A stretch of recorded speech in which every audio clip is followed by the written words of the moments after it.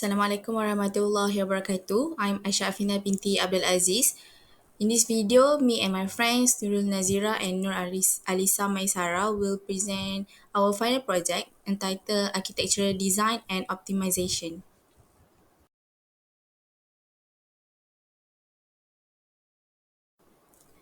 Parallel processing paradigm have transformed the world of computing by allowing activities to be complete concurrently, increasing computational speed and efficiency.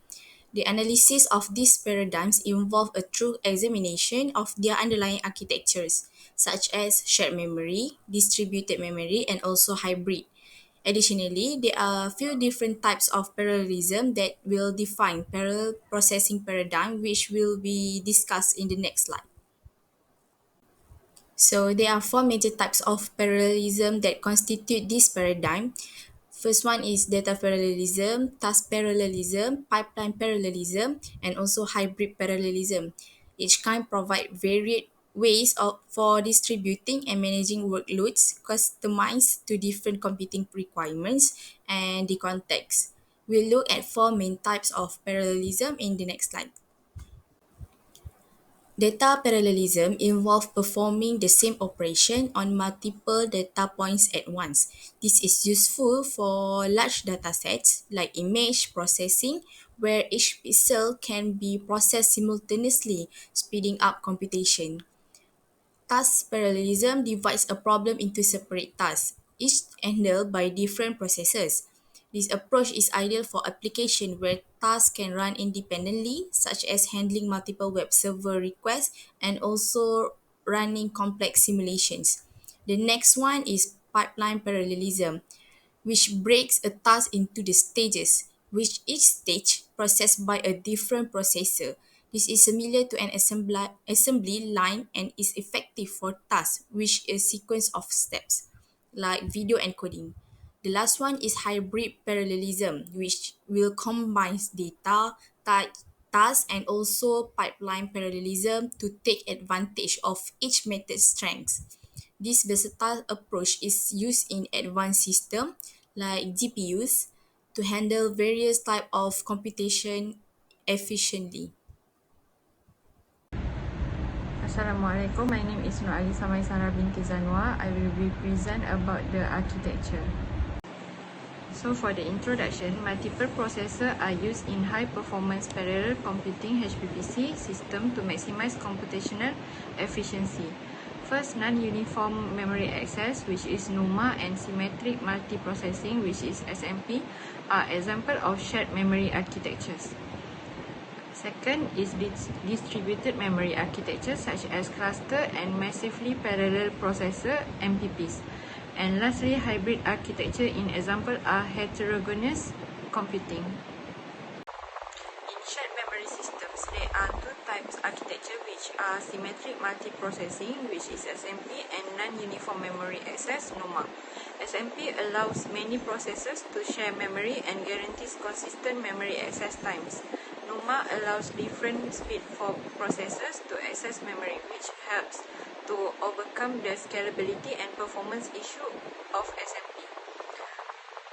Distributed memory clusters and massively parallel processor MPPs are the two main architectural configurations used in distributed memory architectures. A cluster is made up of several separate computers referred to as nodes, each having its own CPU and local memory. MPPs are designed for performance and can handle complicated, large-scale calculations more efficiently than clusters. And lastly, which is hybrid memory.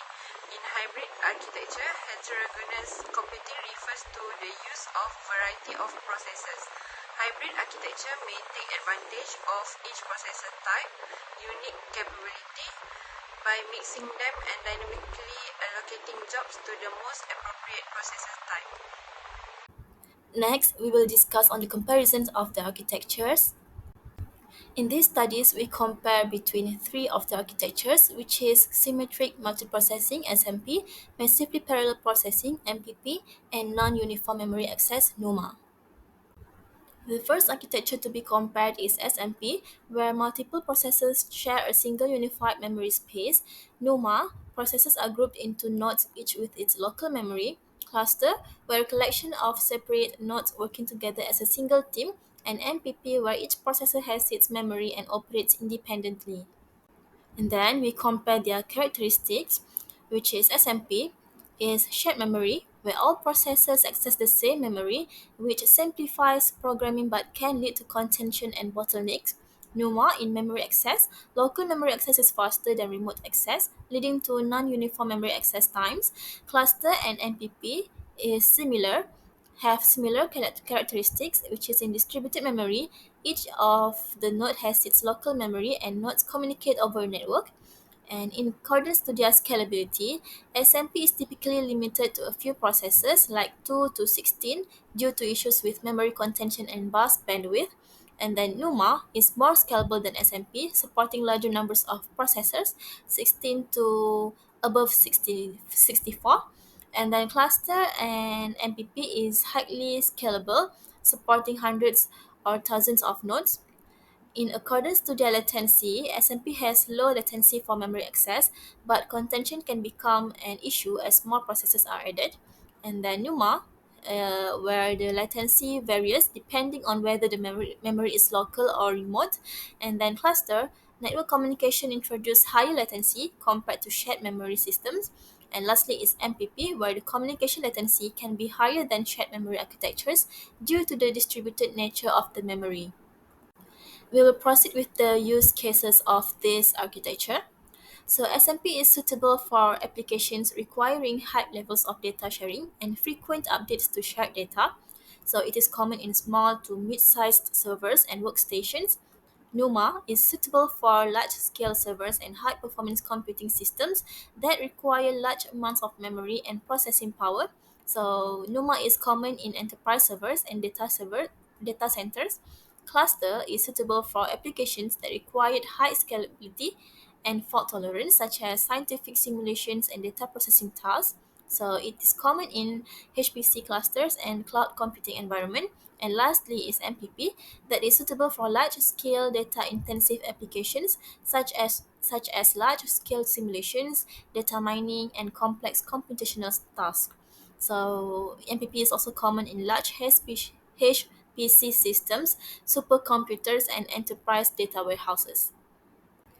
Proceeding to the conclusion, the subsequent point is from these studies, we gained a comprehensive understanding of each parallel computing architectures and their characteristics. Each architecture presents unique strengths and challenges, which can be leveraged based on the specific requirements of the application. By employing algorithmic, software, and hardware optimization techniques, we can significantly enhance the performance of parallel computing systems. These optimizations include parallel algorithms, load balancing, efficient memory management, and high-speed interconnects. So the scalability is a major consideration in high-performance computing.